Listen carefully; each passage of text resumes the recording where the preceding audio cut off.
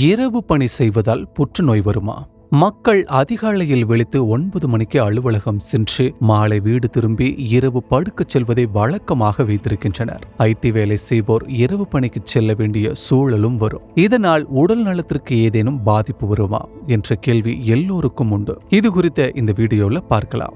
இரவு பணி செய்வோர் உடல் ஆரோக்கியத்தை பேணுவது சற்று கடினம். முதலில் இரவில் படுத்து காலையில் எழ அவர்கள் உடல் பழக்கப்பட்ட நிலையில் இப்போது எதிர்மறையாக உள்ளதால் அதிக சோர்வாக உணர்வர்.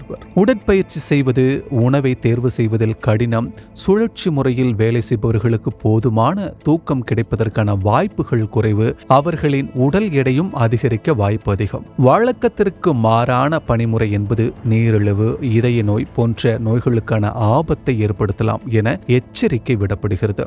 மேலும் 2007ஆம் ஆண்டு ஒழுங்கற்ற நேர முறையை பின்பற்றும் சுழற்சி முறை வேலையை புற்றுநோய் ஏற்படுத்தக்கூடிய காரணி வகைப்படுத்தியது. இது புற்றுநோயை உண்டாக்க வாய்ப்புள்ளது எனவும், சுழற்சி முறையிலோ இரவிலோ வேலை செய்பவர்களுக்கு மார்பக புற்றுநோய் வருவதற்கான வாய்ப்புகள் அதிகம் என்று கண்டறிந்த சில ஆய்வுகளின் அடிப்படையில் கூறப்பட்டது.